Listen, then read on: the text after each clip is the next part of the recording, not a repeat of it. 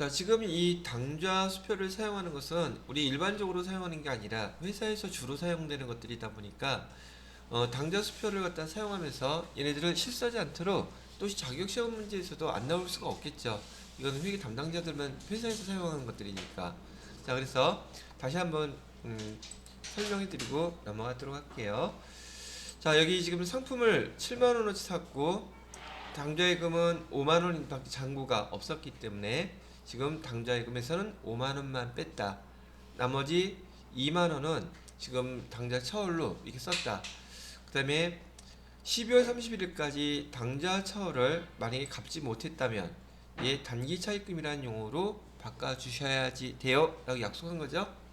자, 근데 만약에 7월 1일 날 이렇게 벌어졌는데 12월 31일 건너뛰고 7월 5일 날 얘 지금 10만 원 돈을 당좌 예금에다가 예금을 했다면 당좌 처월 2만 원 있었던 거 얘부터 없어지겠죠. 그 다음에 당좌 예금의 잔액으로 8만 원 이렇게 생길 거예요. 그죠? 그래서 여기 기정을 갖다가 정리하는 것도 한번 밑에다 예를 써 놓았어요. 자, 이렇게 됐고요. 자, 이번에는 뭘 설명해 드릴 거냐면 여기 지금 보시게 되면 당좌의 잔고가 모자라서 지금 당좌 처벌이 벌어지는 상황으로 이렇게 두 가지를 나누어서 표시를 해줬죠. 그 계정이 당좌 거래가 벌어졌는데 계정이 두 개예요. 그래서 얘를 갖다 우리 뭐라고 부르냐면 이 계정제라고 쓴다는 뜻이에요. 그건 우리 당좌 예금과 관련돼서 이 계정제를 쓴다는 것은 당좌 처벌을 갖다가 사용하고 있다는 뜻이겠죠. 그죠? 그래서 이렇게 이 계정제로 해서 당좌 처벌이라는 계정을 사용합니다. 이런 뜻이고요. 자, 근데 실무에서는요, 이 계정제 불편해서 얘 안 써요. 왜 안 쓰느냐면 지금 자금 담당하는 담당자가 매일매일 당좌예금 뚫어져라 보고 있는데 굳이 얘 마이너스 통장 났다는 거 표시할 필요가 있을까? 회계 처리를 갖다가 이렇게 할 필요가 없더란 얘기예요. 자, 그래서 밑에 보시게 되면은 파란색으로 회사에서 실무로 쓰는 방법은 지금 당좌 여기다가 금액 7만원 하지 말고 똑같이 해놓을게요. 상품을 아까 여기 위에서 7만원을 사갖고 오고 돈 예금 잔고가 5만원 밖에 없기 때문에 당좌예금 당좌처를 나눠서 기록했었죠. 근데 실무에서는 그냥 당좌예금 기록하고 말아요. 통장에 마이너스가 되거나 말거나. 이게 편하겠죠. 그러면 당좌예금 뭐 수표 발행에 따르면 발행한 금액 그대로 그냥 쓰는 거예요. 그러면 마이너스 난 거 어떻게 알아요? 그 담당자가 매일매일 체크해요. 그게 그 다음에 자금 보고 매일매일 받게 돼 있고요. 그러니까 굳이 회계 처리할 때 두 가지 당좌 처리라는 기정을 사용해서 구분 표시한다 안 한다? 안 한다는 뜻이에요. 아시겠죠? 이걸 뭐라고 부른다? 계정 하나밖에 안 쓰기 때문에 그냥 1계정제를 씁니다. 그래서 당좌예금에 대해서 2계정제와 1계정제가 있는데 이 계정제라는 것은 당좌 차월을 갖다가 계정을 쓴다는 뜻이고 1계정제는 근거 없이 그냥 당좌예금 나간 걸로 끝낸다 이런 뜻이에요. 됐죠? 자, 그 다음에 여러분이 이제 꼭 잘 볼 줄 알아야 되는 항목 뭐죠 이거? 총계정원장에 나와 있는 모양이죠. 총계정원장에 이렇게 나와 있어요. 지금 보시게 되면 당좌예금. 자, 당좌예금은 자산계정이죠. 그죠? 당좌예금은 자산계정이기 때문에 전년도에서 넘어온 정기월 금액이 100만원. 당좌예금 자산이니까 여기 증가 항목이죠. 자, 100만원이 있고요. 그 다음에 당좌예금에다가 1000만원을 입금했대네요. 상품 판매한 거를 갖다가 입금했다고 이렇게 써놓은 거예요. 그러면 당좌예금 1년 동안에 총 있었던 잔액은 얼마가 되겠어요? 1100만원이 되겠죠. 그죠? 자, 그런 다음에 당좌예금의 대변이 800만원 이렇게 감소했다는 뜻은 당좌 수표를 발행했다는 의미겠죠. 즉 여러분들은 이 총계정 원장을 보고서 그 내용의 의미를 정확히 파악하실 수 있으셔야 된다는 얘기예요. 자, 그러면은 당좌예금이 총 1100만원이 있었는데 지금 당좌 수표가 지금 얼마로 지금 저기 발행됐어요? 800만원이 빠져나갔죠. 잔액은 얼마 남아있어요? 300만원 남아있죠. 그죠? 그 300만원 이 상태로 그냥 올해를 마감하게 되면 전기월은 얼마가 되겠어요? 300만원 되겠죠? 이렇게 이거 잔액을 갖다 설명하다가 이거 그냥 써놨네.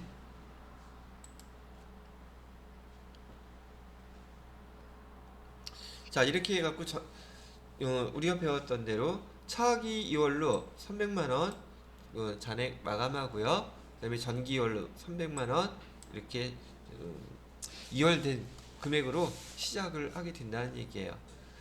그래서 여기서 지금 여러분이 봐야 될 것은 당좌예금의 이 차변의 의미는 당좌예금 증가했다는 뜻이라는 거 이해하실 거고요. 그 다음에 당좌예금 대변하는 것은 당좌수표를 발행한 금액이라는 거, 그것만 아시면 될 것 같아요. 여기 총계정원장의 이 모양은 우리가 배운 계정은 어느 계정에서 다 나온다 그랬죠. 그래서 그 계정을 갖다가 여러분들이 총계정원장을 볼 줄 아셔야 된다, 그 의미로. 자, 여기까지가 여러분들이 이제 당좌 차월에 대한 용어들을 쭉 설명을 해드렸어요, 내용하고. 자, 그 다음에 나온 계정이 뭐냐면 당좌예금, 현금, 다음에 보통예금이 나왔네요. 보통예금.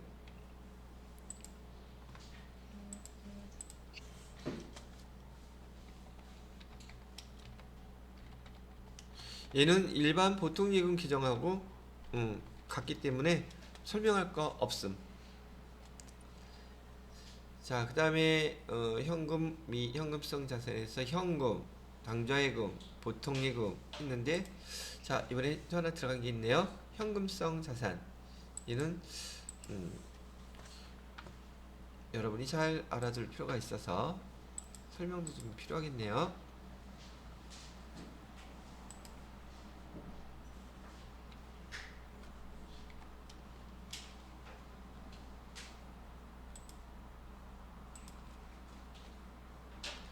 자, 지난번에 우리 회계 원리 배울 때는 여기 현금 및 현금성 자산에서 현금만 설명해 드렸고, 지금 조금 전에 설명했던 것들이죠. 근데 여기 현금성 자산이라는 용어는 설명을 안 해드렸어요. 그러면 이 현금성 자산이라는 용어를 언제 사용하느냐 하면 다음과 같은 경우에만 현금성 자산이라고 기록하라는 뜻이에요. 근데 실제적으로 제가 직장 생활하면서 현금성 자산이란 계정을 단 한 번도 사용해 본 적이 없거든요. 근데 왜 내용이 그러나, 아니 사용하는 회사들도 있을 수 있겠지만은 저는 한 번도 안 했었어요. 왜? 그런 일들이 거의 발생하지 않으니까.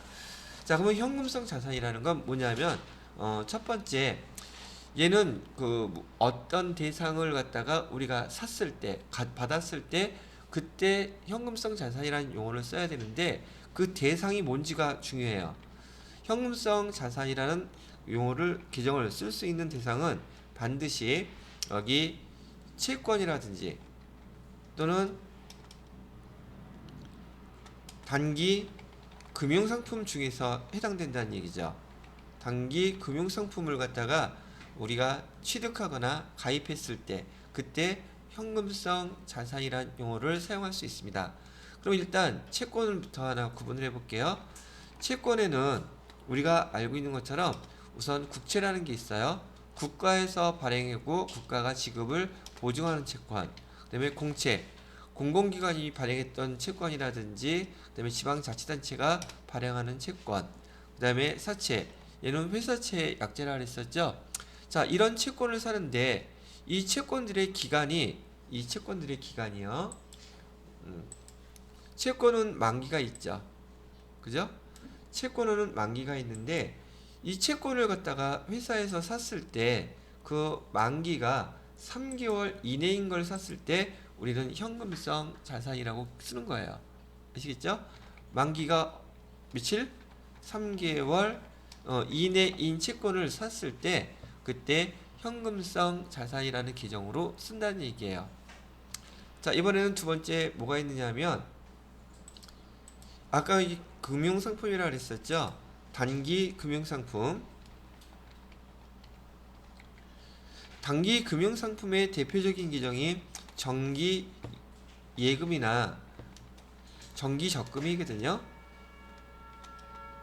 정기 적금인데 우리 보통 예금에는 가입한다는 말을 많이 쓰죠.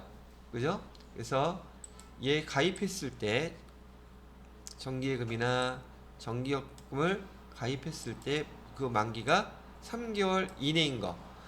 그럴 때 우리는 현금성 자산이란 용어로 쓰면 돼요. 자, 근데 여러분이 지금 약간 생각하시기에 아니 정기예금, 정기적금에 어떻게 3개월짜리가 있어요? 라고 묻고 싶죠. 일반 개인한테는 없지만 회사한테는 있어요. 왜냐면 개인들은 금액이 보편적으로 작죠. 근데 회사는 그 단기간에 여유 자금을 갖다가 묻어둘 수 있는 그런 금액들이 크기 때문에 이렇게 회사의 그 조건, 계약 조건에 따라서 3개월 이내짜리도 가능하다는 얘기예요. 그래서 만기가 기억하셔야 될 건 몇 개월 이내? 3개월 이내인 단기 금융상품이라든지 채권, 단기 금융상품이든지 채권, 얘를 잊어버리면 안 돼요. 그리고 채권은 취득이라는 용어를 사용하죠. 채권을 취득했을 때, 취득 당시에요. 취득 당시에 만기가 3개월 이내이든지, 그다음에 단기 금융상품 같은 경우에는 얘는 취득이라는 용어를 안 하고 가입이라는 용어를 써요. 그죠? 가입할 당시 그 만기가 3개월 이내인 것들을 우리 뭐라고 쓴다? 뭐라고 쓴다고요? 현금성 자산이라고 쓴다는 얘기예요. 자, 그러면 여기 이제 설명 나와 있는 거 한번 쭉 보실게요. 채권은 취득이라는 용어를 사용하고요. 정기예금이나 정기적금은 가입이라는 용어를 사용해요. 그죠? 근데 그때 3개월 이내일 때 얘 보통 여기 뭐죠? 3개월 이내일 때 여기 현금성 자산이란 용어로 쓰란 얘기예요. 근데 여기다가 제가 왜 단기금융상품이라고 써놨냐고요? 여기 설명을 이렇게 여러분 헷갈릴 것 같으니까 얘는 바꿀게요. 단기금융상품이 아니라 현금성 자산으로 쓰세요. 이내인 것들 이렇게 했을 때.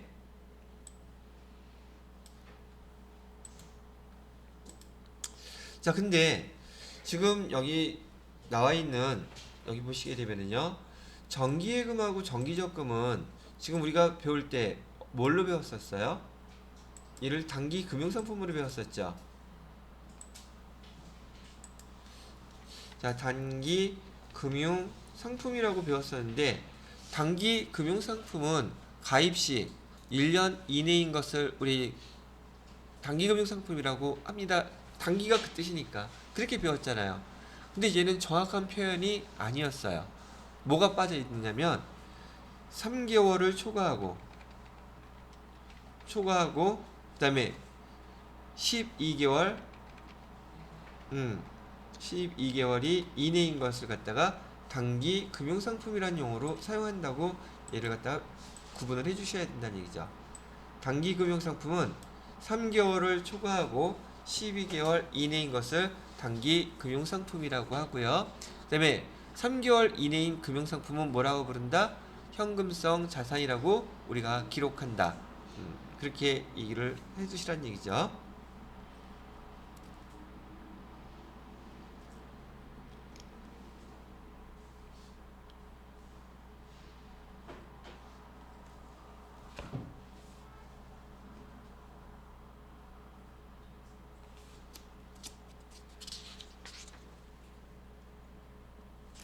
그리고 여기 단기 금융상품에 대해서는요. 지금 여기 우리 현재 그 현금 및 현금성 자산 설명하고 있죠. 그 다음 단계가 단기 투자자산 설명할 때 단기 그 금융상품 나오니까 그때 추가로 좀 더 설명을 해드리도록 할게요. 자, 그 다음에 두 번째로 중요한 내용 요거예요. 현금성 자산을 설명하는 용어. 예를 들어서 유형자산은 사용 목적이다. 재고자산은 판매 목적이다. 우리 그거 배웠죠. 그러면 만약에 출제하는 사람이 여러분들이 현금성 자산이란 이 규정을 이해를 하고 있는지 못하고 있는지 물어보고 싶어요. 그러면 뭘 또 설명을 하겠어요? 현금성 자산이 뭐예요? 이렇게 물어볼까? 아니면 여기 설명 나와 있는 것처럼 큰 거래 비용 없이 현금으로 전환이 용이하고 이자율 변동에 따라 가치 변동이 없는 것은 무엇이라고 어떤 규정을 씁니까? 이렇게 물어본단 말이에요.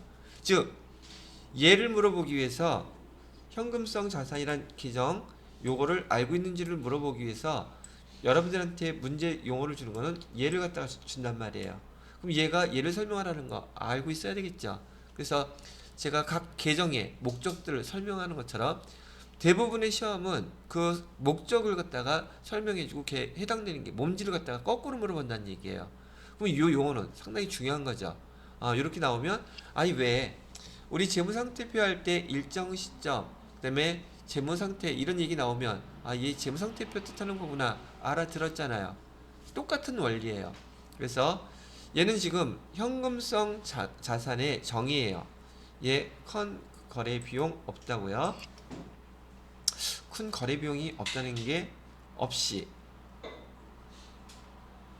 현금으로 전환이 용이하다. 두 번째는 두 가지로만 나눠서 기억하시면 돼요. 이자율 변동에 따라 가치의 변화가 변동이 없다. 요 두 가지 용어를 딱 보시고 이 현금성 자산을 설명하는 녀석이구나 라고 판단하시면 된다는 얘기예요. 자, 얘는 회계 1급, 세무 2급 걸쳐서 다 나온 문제들이니까 현금성 자산을 설명하는 거 잘 구분을 해 놓으시기 바랍니다. 자, 됐어요. 그래서 현금성 자산에 대한 용어 간단하게 이렇게 설명을 해 드렸는데 얘는 이제 차후에 여러분들이 관련된 문제를 좀 풀어보면서 복습하실 때 해보시게 되면 이렇게 나오는구나 이해하실 수 있을 거예요. 자, 이렇게 설명해 드렸고 그 다음 거는 교재도 보면서 한번 해볼까요? 우리 잠깐. 지금 제가 설명했던 것은 교재 48페이지에 보시게 되면 1번에 유동자산 중에서 교재 색깔로 파랗게 유동자산에는 당좌자산하고 재고자산으로 구분합니다. 이 표가 안내가 먼저 나와 있고요. 당좌자산 거기 당좌자산이란 이렇게 써 있죠. 이런 뭐뭐시란 용어 설명하는 거 중요한 용어들이라 그랬어요. 이걸 먼저 잘 이해를 하셔야지 교재에서 설명하는 용어 들어간 내용들을 여러분이 금방 파악하실 수 있을 거라는 얘기고요. 당좌자산이란 유동자산 중에서 판매 과정을 거치지 않고 1년 이내에 현금화가 가능한 자산이랍니다. 설명되어 있고요.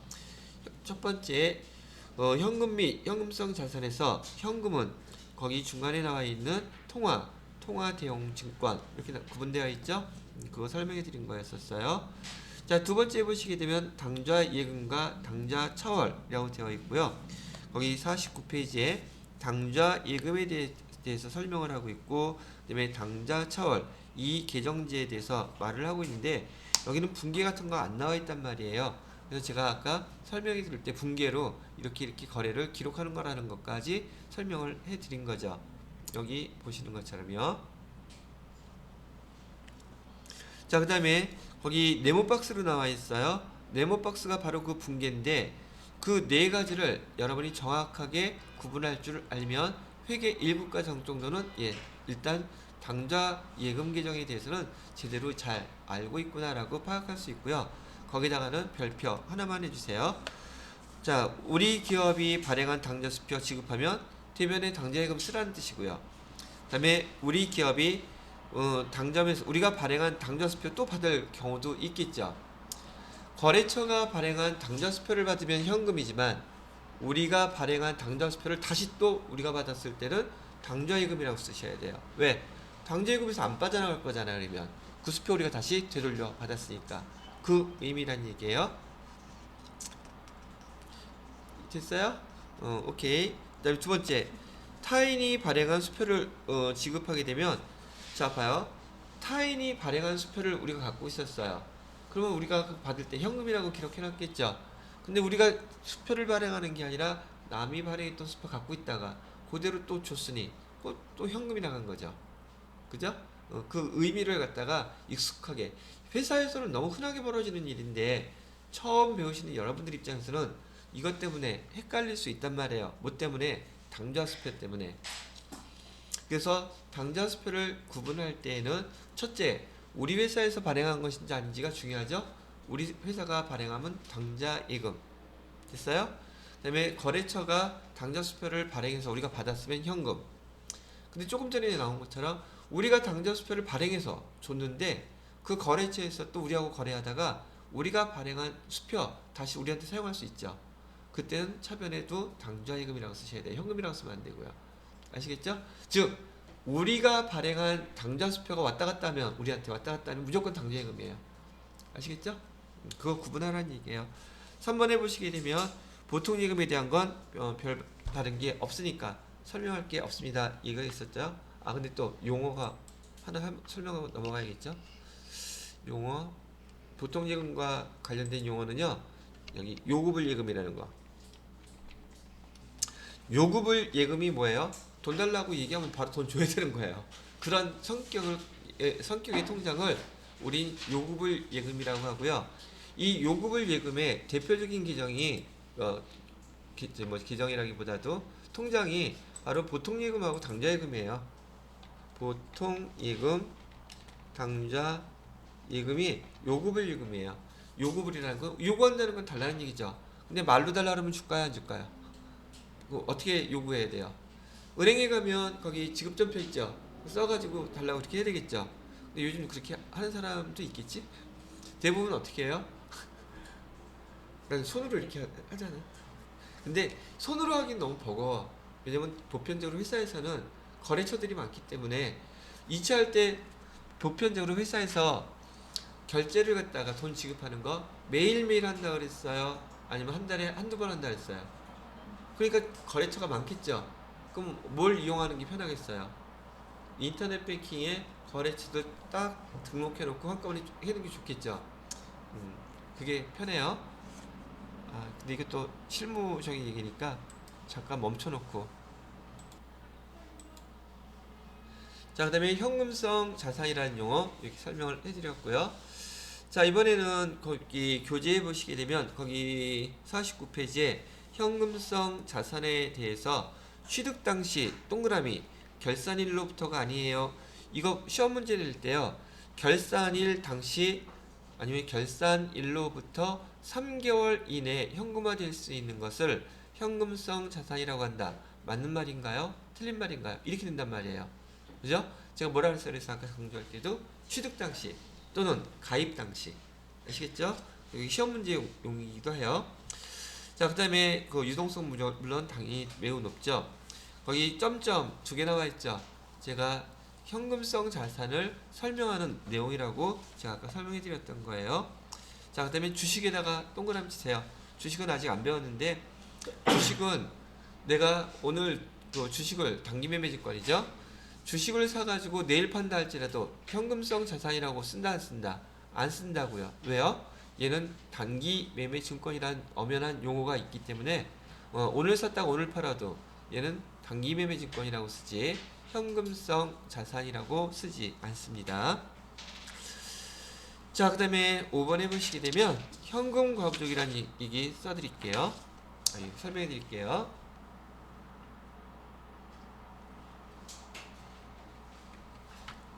자, 이것도 요 배경 설명부터 먼저 들으셔야지 얘가 좀 이해하기가 쉬울 것 같으네요. 자, 우리 여러분이 회계 담당자로서 회계 담당자로서 저한테 재무회계, 기업회계 기준에 대한 걸 지금 배우고 계시는 거죠. 지금 우리한테 배운 내용대로 회사에 가서 그대로 입력하고 쓰시면 돼요. 됐죠? 자, 그러면 여러분은 기업회계 기준을 배웠고 배운 대로 장부에다가 기록을 하겠죠. 그러면 그 기록한 걸 갖다가 누가 검토하러 온다 그랬었어요? 공인회계사들이 감사하러 온다 그랬었죠. 자, 우선 여기 내용부터 한번 설명해 볼게요. 공인회계사의 주 업무는 회계감사예요. 회사의 회계감사라고 할까요? 회계감사가 주 업무예요. 자, 지금 많은 회사들이 사업들을 하고 있는데 그 주식을 갖다가 거래하는 그 주식 시장도 있죠. 그러니까 그 회사에서는 재무회계에 따라서 기업회계 기준에 따라서 재무회계를 다 기록해야 된단 말이에요. 왜? 그 회사 주식 투자하고 물건 납품하고 우리 회계정보 이용하는 사람들 많이 있었잖아요. 그죠? 그 사람들이 그 재무제표의 신뢰성을 믿고서 투자하고 빌려주고 물건을 납품하고 그런 거 아니에요? 그죠? 그럼 회계 기록을 정확하게 기업 회계 기준에 따라서 해야 되겠죠. 그래서 기업 회계 기준에 따라서 이렇게 기록을 다 해야 되는데 원래 이 그 기업들이 이걸 막 뻥으로 막 하게 되면 저기 투자했던 사람들 많은 손실을 보겠죠. 그래서 사실은 이 업무를 누가 해야 되냐면 국가가 해야 돼요. 국가가 각각의 기업에 대해서 기업 회계 기준에 따라서 많은 그 회계 정보 이용자들이 정확한 자료를 잘 보고 있는지를 검토해야 되는데, 아니 국가 예산으로 공인회계사들 저기 채용해 가지고서는 이걸 일을 집행하려고 했더만 돈이 너무나 비싸. 공부하는 것도 공부도 엄청나게 많이 해야 돼. 그러니까 국가가 해야 될 업무를 누구한테 일임한 거예요? 공인회계사들한테. 국가에서, 이 공인이라는 뜻은 국가가 인정했다는 뜻이라 그랬었죠? 설명했죠 이거는. 그래서 그 사람들한테 일임을 하고 대신에 보수는 국가에서 월급을 받는 게 아니라 자기네들이 그 보수를 어디에? 회사에서 받게끔 만들어 놨단 말이에요. 자, 기업 회계 기준에 따라서 회계 담당자들이 제대로 기록을 했는지 안 했는지 회계 감사를 나오는데, 회계 감사를 나오게 되면 우린 얘를 갖다가 실사라고 불러요. 실사는 무슨 뜻이에요? 실제 조사의 약자예요. 실제 조사를 갖다가 한다는 것은요, 두 가지 개념을 갖다가 공인회계사들이 와서 실제 조사를 합니다. 첫 번째는 재고 실사, 재고를 갖다가 파악해요. 두 번째로는요, 현금 실사. 이렇게 두 가지를 갖다가 하게 되는데, 대부분 그 회사들이 12월 법인이다 보니까 12월 법인들은 이 결산의 맨 마지막 날 있죠. 맨 마지막 날 12월 31일 날 나와서 재고 실사와 현금 실사를 동시에 합니다. 됐어요? 자, 이렇게 실사를 하게 되는데, 지금 현재 여기서 이슈가 되는 것은 재고 실사와 현금 실사 중에서 현금 실사를 얘기하는 거예요. 실사를 한다는 것은 회사에서 기록해놨던 장부상의 잔액이 있겠죠. 재고도 현금도. 그거하고 그다음에 재고는 창고에 가서 그 장부하고 그 창고에 있는 물건들하고 우리 상품 제품들하고 1대1로 다 조사를 한다는 얘기예요. 근데 1대1로 조사를 하면 되게 많겠죠. 그래서 보통 30% 샘플링 합니다. 근데 30% 재고조사하는 실사를 하는데 금액이 틀렸어. 차이가 나요. 그럼 50% 확대합니다. 근데 50%또 했는데 또 차이가 나. 그럼 전수 다 합니다. 신뢰성이 있다 없다? 없기 때문에. 그래서 보통 그 재고 실사는 그렇게 하게 되고요. 자, 이번에 우리가 배우는 현금 실사. 현금 실사는 그 현금, 여러분이 아까 우리 현금 쓰라는 규정들 기록해 놓은 것들 있죠. 그래서 잔액이 얼마 있겠죠. 그거하고 그다음에 금고 안에 있는 거, 통장, 그다음에 뭐 당좌예금 통장도 포함해서요. 통장, 그다음에 뭐 투자 증권들, 채권들 할 거 없이 모조리 꺼내놓고 다 대조를 합니다. 걔는 전수조사 다 합니다. 현금 실사는요. 자, 그래서 이렇게 12월 31일 날 하게 되는데, 보통 회계 감사를 한다는 것은 1년치를 갖다가 다 검토하는 거죠. 근데 1년치 12월 달에 와서 하려면 힘들겠어요? 안 힘들겠어요? 한꺼번에 다 하려니까 힘들어요. 힘드니까 보편적으로 이 회계 실사할 때요, 한 8월에서 9월 때 많이 와요. 9월에서 10월 사이에 회사의 그 책임자하고 회계사하고 얘기를 먼저 해가지고 날짜를 잡아요. 보편적으로는 설날이 되네. 추석 전에 끝내는 게 좋겠죠? 이를 갖다 우리는 중간감사라고 불러요. 이건 여러분 이제 회사에 들어가시게 되면 회계감사 받는 그런 저기 회사들은 이런 용어 계속 많이 쓸 거랍니다. 중간감사를 나가서 보통 1월 달부터 7월 달이나 8월 달까지 월 결산되어 있는 것들 있죠. 그 자료를 먼저 감사를 해요. 그렇게 해서 마무리 해놓고 그 다음에 12월 31일 날 와서 그 다음부터는 나머지 자료들을 다 감사를 하게 되더라는 얘기죠. 보통 회사 규모마다 다르긴 하겠지만은 빨리 끝낸다 그러면은 회계사들이 많이 나오겠죠. 근데 이때는 회계사들도 바빠. 대부분의 회사들이 다 12월 법인이기 때문에. 그래서 회계사가 2명 내지 3명 이렇게 나오게 되면 매출액 규모는 보통 400억에서 한 500억 정도 되는 회사들은 한 3명 정도 이게 나오면 되는 거고요. 더 커지면 더 나오겠죠? 뭐 등등 이렇게 한답니다. 자, 이렇게 나와서 현금을 갖다가 우선 실사를 해야 되는데 이렇게 중간감사 나온다는 거, 현금 실사한다는 거 회계 책임자는 당연히 알고 있겠죠. 그러니까 이제 여러분이 현금을 담당하는 담당자라면 이게 중간감사 나와서 중간감사 때 현금 실사할 거 아니까 자 누구씨 얼마 있다가 저기 중간감사 현금 실사 나올 거니까 계정들 좀 저기 잘 맞춰 놓으세요 얘기를 하겠죠. 그래서 열심히 좀 맞춰 놨어요. 자 근데 지금 그 날짜가 예를 들어서 여기 써져 있는 현금 과부족 이런 거 10월 지금 31일 날 현재 잔액이 이렇게 됐다고 가정을 할게요. 10월 31일 날. 자, 보니까 여기 장부에 적혀져 있는 금액은요. 지금 10만 원이라고 되어 있는데 그럼 장부에 10만 원이라고 잔액이 적혀져 있으면 장부에도 당연히 금고에도 10만 원이 있어야 되잖아요. 근데 어라? 지금 맞춰보니까 9만 원밖에 없어요. 그럼 차이가 얼마나요? 차이가 얼마나요? 만 원 나죠? 그러면 얘 장부하고 실제 있는 금액을 비교했을 때 현금이 항상 현금을 기준으로 기록합니다. 먼저 현금이 많다 적다? 현금이 적으면 대변에 현금 지출한 걸로 기록합니다. 다시 장부 금액과 여기 현재 시제 금액 금고상에 있는 금액을 비교해서 현금이 부족하면 차변에 대변에 현금 지출한 걸로 기록하고 현금이 남으면 차변에 현금이 들어온 걸로 기록을 먼저 하시란 얘기예요. 그런 다음에 상대편 계정에다가 현금 과부족 이렇게 쓰시면 돼요. 이해되셨어요? 자, 그러면 얘는 지금 현재 현금이 부족한 상태죠. 그죠? 현금이 부족하다는 것은 현금을 썼다는 얘기라고 판단을 하시고 그러면 현금과 부족 이렇게 차변에 만 원 생겼으니까 현금이 왜 부족한지 이유를 찾아야 되겠죠.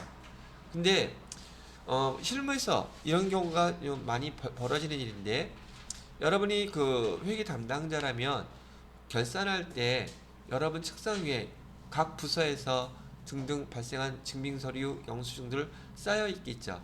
그죠? 그 영수증 중에 하나라도 빼뜨리면 이런 결과가 나온다는 얘기예요. 그죠? 그러면 회계 담당자는 얘를 갖다가 왜 차이 나는지 그걸 찾아야지 되는데 지금 날짜가 며칠이에요? 10월 31일이죠. 그러면 12월 31일까지 지금 이 원인이 왜 돈 차이가 났는지 찾을 수 있는 시간적 여유가 있죠. 12월 말일까지만 찾으면 돼요. 아시겠어요? 자, 그래서 왜 차이가 났나 봤더니 실무에서 회계 담당자들이 퇴근할 때 되면 정신없죠. 거기서 직장인이니까 똑같아요. 그러다 보면 다른 부서에서 또는 그날 발생한 영수증들 이거 내일 와갖고 처리해야지. 그리고 책갈피에 넣어놓든지 퇴근하니까 또 어디다 꽂아놓든지 책상에 넣어놓든지 할 수 있겠죠. 다음날 왔는데 기억이 안 나. 네, 다음날 출근하면 또 그날 해야 될 업무들 있잖아요. 거기다 전화 받아야지, 누가 불러대지, 어디 갔다 와야지 정신없어요. 그러면 어저께 있었던 일 받아두고선 갈 때 원래는 일정한 자리에다 잘 놓고 이렇게 해놓고 가야 되는데 그냥 대충 놓고 갔단 말이죠. 그러면 그거 빼먹을 수 있겠죠. 그러다가 이제 결산 때가 됐는데 분명히 내가 이 돈 다 맞췄는데 왜 차이가 나지? 하다 보니까 지난번에 신문대금 그거 돈 주고서 얼마? 신문대금 3,000원 결제해주고서 영수증 받아가지고 책갈피 거기다 꽂아놨지. 착 찾아보니까 거기 있어. 자기가 영수증이 항상 있던 자리에 놔야 되는데 퇴근할 때 보니까 정신이 없어갖고 그냥 그래 나갈게 그러고서 하고 간 거예요. 이런 일 벌어질까? 안 벌어질까? 실제로 벌어진 일이에요. 그래서 그 11월 11일 날 도서인세비 신문대금은 우리 도서인세비로 기록해야 되겠죠. 자 봐요. 우리 현금과 부족 계정 얼마를 찾아야 돼요? 차이가 나는 만 원에 대해서 만 원을 찾아야 되는데 지금 여기 3만 원 찾았죠. 그죠? 3만 원이 3천 원. 이 현금과 부족 계정을 찾을 때마다 하나씩 대변으로 다 없애줘야 돼요. 그리고 현금과 부족 계정은 임시 계정으로서 절대 잔액이 남아있으면 안 되는 계정이에요. 됐죠? 자, 그 다음에 12월 20일 날 그래도 돈이 계속 차이가 나. 7천 원을 더 찾아야 되는데 지난번에 마케팅 부서에 있는 동기가 저기 통신비 좀 내려고 그러는데 돈 좀 줘. 돈도 없고 영수증 바로 갖다 줄게 라고 얘기했어요. 그래서 그래 이렇게 얘기를 했단 말이죠. 근데 이 친구도 마케팅 부서에서 외부에서 이제 프레젠테이션이고 막 그러니까 정신이 나갔어. 다음날 왔네. 다음날 또 바쁘다 그랬죠. 그 친구도 까먹고 나도 까먹었어. 뭐 갖다 주겠지 하고 믿고 있었는데 일하다 보니까 안 갖다 준 거예요. 그리고 또 그냥 이런 일이 벌어진 거예요. 생각하다가 그때 마케팅부 누구 친구 그 친구한테 돈 줬었는데 그리고 전화 띠리릭 하겠죠. 영수 그때가 갖다 준다면서 왜 아직도 안 갖다 줬어? 그것 때문에 내가 아직 그냥 열받아 죽겠잖아. 짜증 낼 거야? 아니면 그 영수증 갖다 줘 그럴 거예요. 또 성격에 따라 달라요. 그래서 그 영수증 받았어요.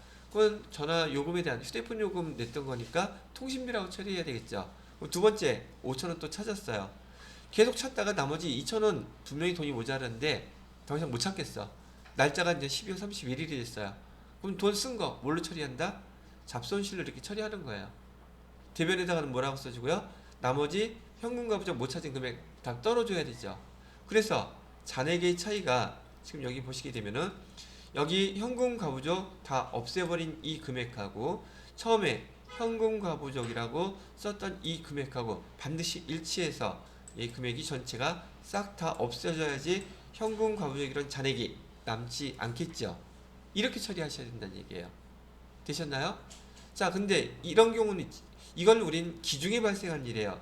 즉 연말이 되지 않은 기중에 10월 31일 날 이런 차이가 발생해서 12월 31일 날 이렇게 처리가 끝났는데 막상 회계사가 온 기말 12월 31일 날 당일날 이렇게 만 원이 차이 났다면 회계 처리는 어떻게 하면 되냐고요? 현금과 부족 쓸 수 있는 찾을 수 있는 시간이 있어요, 없어요? 당일날 벌어졌기 때문에 없죠. 그냥 무조건 다 잡손실이에요. 그러면 여기 12월 31일 날 돈이 모자랐을 때 잡손실 처리하는 계정은 똑같지만 여기 12월 31일 날 현금 과부족 계정이 먼저 발생했었으면 현금 과부족 계정으로 마감을 해줘야 되고 당일날 차이가 났으면 당일 현금으로 바로 떨어버리는 거예요. 아시겠죠? 요 두 개의 비교, 현금 과부족 계정을 사용했었는지 안 했었는지에 따라서 이 결과가 달라진다는 얘기예요. 됐죠? 여기까지가 현금 과부족 계정에 대한 설명이었고요. 자, 여러분들 이제 식사하시고 이따가 다음 시간 시작하면서 이 내용 한 번 더 정리하고 나서 다음 파트로 넘어가도록 할게요. 자, 지웁니다.